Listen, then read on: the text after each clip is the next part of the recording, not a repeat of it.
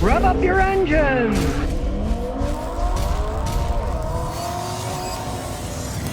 Sarah Dacus says, Scotty, what's your opinion on Walmart brand SuperTech 0W20 oil? Is it decent? Well, it's excellent oil. See, understand one thing. Walmart doesn't really make anything, right? So their oil is made for Walmart by an oil company. If it's sold in the United States for cars, it has to meet certain specifications, as all oils that are legally sold in the United States have to. And I'm sure it's perfectly fine. Walmart just gets a phenomenal deal so they can sell it cheaper, right? Some company makes it, puts their name on it. I mean, as for example, you go to a Toyota dealer, I want Toyota engine oil. You got a bottle that says Toyota engine oil, right? Toyota doesn't make engine oil either. They buy it from somebody else. So there's nothing wrong with that oil. It's perfectly fine oil. Alexandra Huskin says, what are your thoughts on the new electric cars coming up? Well, it's fascinating technology. Right? It is fascinating technology. I personally wouldn't buy it because I don't think they have it proven yet that it's going to last long enough. There's no place to charge it up. There's no electricity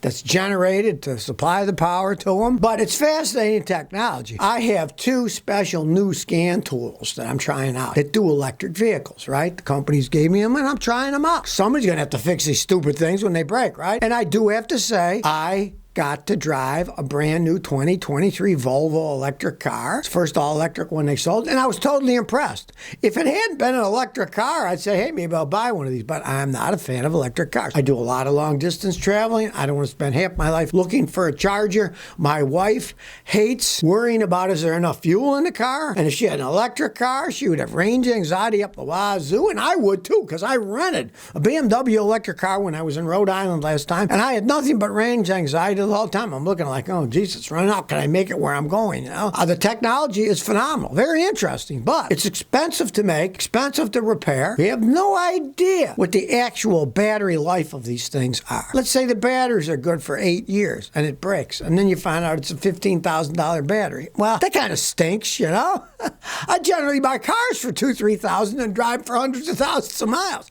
Certainly not going to buy a used electric vehicle with a dodgy battery. GP says, I'm shopping for an SUV car. Do you think the Toyota Corolla Cross is good? I know you say the RAV4s and CR-Vs, which is better? What do you want? I had a customer bring me a Toyota Cross. I was impressed for its size and what it is. You might want to also look at the Toyota Corolla hatchback.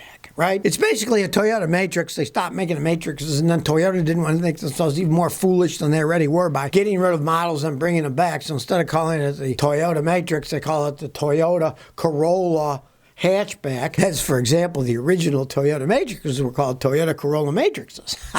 Then they shortened it to Matrix. So, and that's a really good car, too, There's nothing wrong with the Cross. My advice with those vehicles are, go look at them and road test them at a dealer. See which one you like and what you want to pay for, and then go from there. They're all excellent vehicles. Some people might think, oh, this ride's rough, or this is too small, or this is too big, I can get a smaller one. Decide what you want, then look at them, and they're all good decisions, really. Here's a hilarious thing about fleet cars. Nelson Moran says, you got to hear this. How they're trying to screw him over fixing his rental car. It's a fleet, so it's a lease, right? There's Scotty. I'm a salesperson. I drive a fleet car. 2020 Escape, 82,000 miles. I called them to say my rotors are bad and my brakes squeak. They sent me to the dealer and said, yeah, you need new rotors, but they're not changing the pads because they're still within specification. It's going to cost them over $600 to change the rotors, and they won't fix anything. This is too funny. Yeah. That's the problem. When there's companies that have to warranty stuff, they're going to go as cheap as possible. Now, let's all put our thinking caps on. The brake pads squeeze the rotors, right? And the rotors are worn out and warped. Well, guess what? The brake pads squeeze the warped rotors. They become warped too. Well, the brake pads are within specifications. They're still thick enough.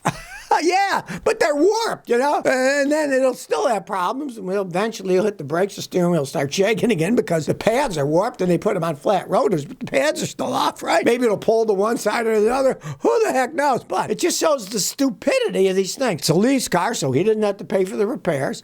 Took it to the dealer, and the dealer, when they get any kind of warranty, they don't make any money, so they don't want to put anything in. I could get a set of brake pads for that car for $29. Why would they do a $600 job to save $29? It's beyond me, but that's how it goes with warranties. And anything that they got to fix for free, they're going to do the crappiest job, the cheapest way they possibly can, because they're not making any money, and they want to make money. It's a dealership that it's leased at, right? So the dealership doesn't want to tie their mechanics up on jobs where they don't make money, so they just whip it out as fast fast as you can. Oh, next. That's why you don't want to deal with warranties most of the time, because they're going to screw you over. Zach Baines, and he says, do Honda Accords and Civics need to have their engine valves adjusted every so often when new? As they age, yes, because they're kind of an old design. The Americans ages ago went to hydraulic lifters. You never have to adjust the valves. If the lifters go bad, you got to replace them. But the Japanese vehicles, a lot of them still have manually adjusted valves. But the Hondas are an old style. There's the cams, and then they have rocker arms. Then they have little bolts, 2 bolts, and a screw that screws in and out. You loosen the bolt and you adjust them to adjust the valves. Well, those have a tendency of wearing out faster than, say, a Toyota that will have cams, a lot of them, sitting on top of stainless steel shims. And the stainless steel shims are what move on the cams. Theoretically, they need adjusting too, but hardly anybody ever does, because you got to take the engine apart, measure the shims, and then buy shims that are the different size to compensate for the wear, yada, yada. Very expensive, labor-intensive process. But take my 94 Celica. The valves have never been adjusted, and they're still within specs. I checked them a few months ago, so you don't really have to worry about it. But the Hondas, you do. Then again, they really don't need adjusting until they get 60, 80,000 miles or more on them. But they do need to be adjusted every once in a while. Damien says, Scotty, should I buy this used Land Rover? I found a 2019 Range Rover Evoque with 30,000 miles to the 2-liter 4-cylinder engine. What do you think? I'd never buy a Land Rover. They're English piles of junk, you know? I mean, 30,000 miles isn't much. And with a 4-cylinder engine, they're underpowered. Those are pretty heavy vehicles. You put a 4-cylinder engine, they don't have enough guts to get them going. But they're English vehicles, and they fall apart. I mean, they're just terrible over time, you know? Now, they made pretty good vehicles 40 years ago. But not anymore. They're just endless money. People buy them because it's kind of a yuppie snob thing, you know? Hey, I've got my Land Rover. Ooh.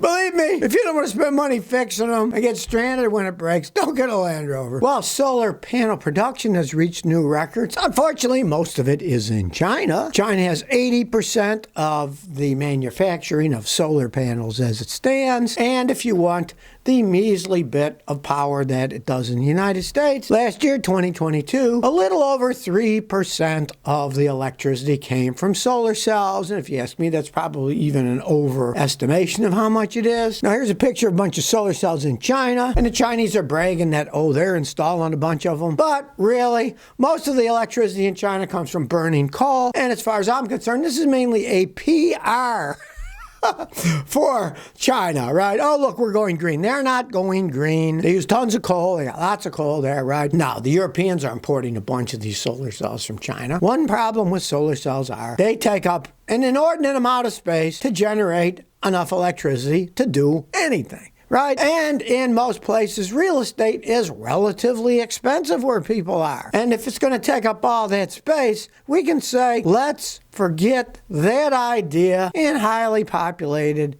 areas. I got a place in Rhode Island. It's the second most densely populated state in the nation. You think they're going to put solar cells on this expensive land? No. I've seen a few here and there. Little bitty ones here, little bitty ones there. The tiny amount of electricity they made in that little space, an acre or two, isn't diddly squat. Plus, weather ruins them. They have a limited lifespan before they wear out. They're relatively expensive to build. And like I say, not only do they take up space, but they're a giant eyesore. Most people don't want to be looking across their yard seeing giant arrays of solar panels. So generally you'll find them in the lower income areas where the land is cheaper and the people don't have any political push to get it out of the way. Now, even though they're selling these things, there's a problem with installing them. Listen to this. There's an astonishing 40 gigawatt back of solar panel stock in European warehouses, thanks to bureaucracy, a lack of solar installers, and a long wait to get it on the grid. As per usual, this is just like making electric cars, and there's no power to charge them up with, no infrastructure to send the electricity to the chargers to charge them up, but they're jumping headlong into the shallow end without checking the depth, and then, gee, we got all these solar panels in warehouses. What are we going to do with them? Wait till they start making electric cars by the millions. Gee, we got all these electric cars sitting on a lot. Nobody's buying the things.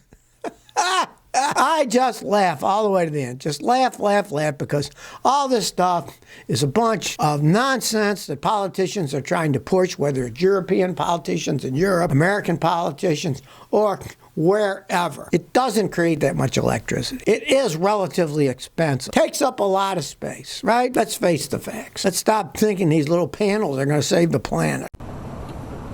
So if you never want to miss another one of my new car repair videos, remember to ring that bell.